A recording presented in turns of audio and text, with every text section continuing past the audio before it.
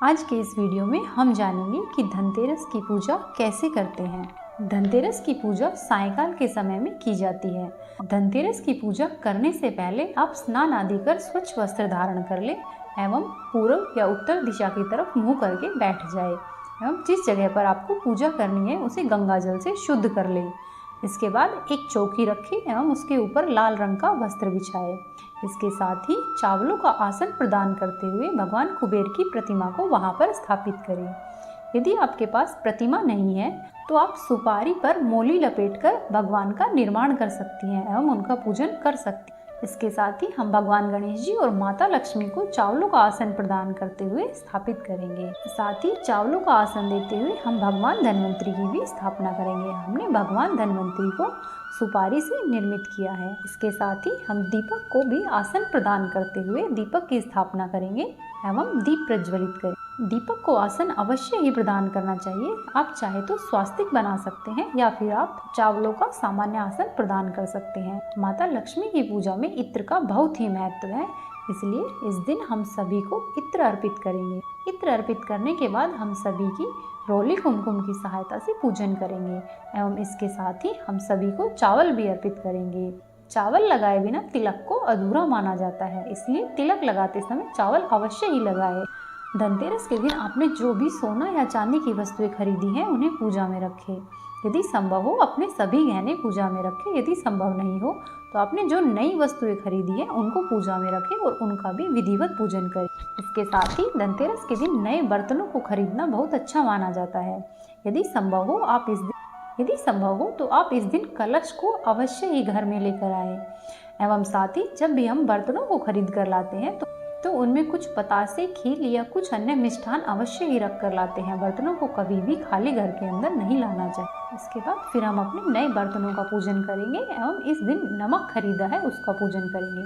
नमक का पूजन करने के बाद आप उसका अपने घर में प्रयोग कर सकते हैं। इसके साथ ही इस दिन हम अपने बही खाते या लेखा जोखा के लिए हम जो डायरिया उपयोग करते हैं उनका पूजन करें एवं साथ ही इस दिन हमें अपनी तिजोरी का पूजन भी अवश्य ही करना है।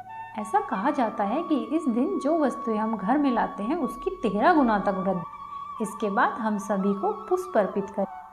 यदि संभव हो तो माता लक्ष्मी को कमल के पुष्प अर्पित करें। यदि संभव ना हो तो आपके पास जो पुष्प उपलब्ध है आप उन्हीं को अर्पित कर सकते हैं। इसके बाद हम भगवान कुबेर को सप्तधान अर्पित करेंगे।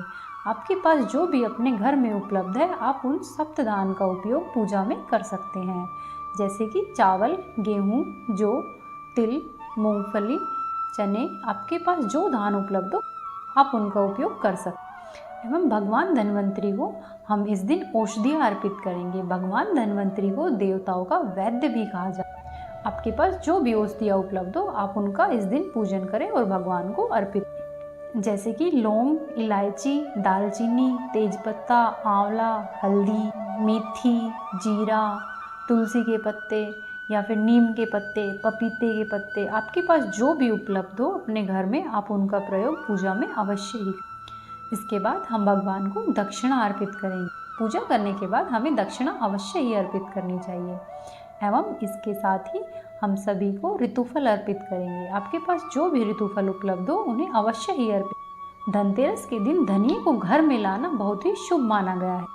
आप धनतेरस के दिन घर में धनिया लाए, उसका पूजन करें एवं उसके बाद थोड़े से धनिये को अपने घर के बगीचे में या अपने खेतों में और बचे हुए धनिये का आप अपने किचन में प्रयोग करें। धनिये का लाना बहुत ही शुभ माना गया। इसके साथ ही हम भगवान जी को खील बतासों का भोग अर्पित। फिर हम हाथ में चावल के कुछ दाने लेकर कहानी सुनेंगे। यदि आपके यहाँ कहानी सुनी जाती है तो आप अवश्य ही सुनें। इसके बाद हम भगवान गणेश जी, माता लक्ष्मी, भगवान कुबेर और भगवान धन्वंतरी सभी की आरती। इसके बाद भगवान से प्रार्थना करें अपनी गलती और भूल चूक के लिए माफ़ी मांग। धनतेरस के दिन घर में नई झाड़ू लाना एवं उसका पूजन करना भी बहुत ही अच्छा माना गया है। झाड़ू को माँ लक्ष्मी का ही दूसरा रूप माना जाता है। कुछ लोग झाड़ू की अलग से पूजा करते हैं एवं कुछ लोग साथ ही झाड़ू की पूजा करते हैं। ऐसा कहा जाता है कि धनतेरस के दिन झाड़ू हमेशा विषम संख्या में लेनी चाहिए, जैसे कि 1, 3। झाड़ू को कभी भी 2 या 4 की संख्या में नहीं। यदि आप धन संबंधी विशेष लाभ चाहते हैं तो आपको धनतेरस पर झाड़ू का पूजन कर उसे किसी मंदिर में गुप्त दान करना चाहिए। इसी के साथ ही हमारी धनतेरस की पूजा संपन्न होती है। जब समुद्र मंथन से भगवान धन्वंतरी प्रकट हुए थे तो उनके हाथों में अमृत से भरा हुआ कलश था। इसीलिए इस दिन बर्तन खरीदने की परंपरा है, यानी कि खाली हाथ नहीं रहना चाहिए। इस दिन नए उपहार, सिक्के, बर्तन, वाहन, गहने इत्यादि खरीदे जाते हैं।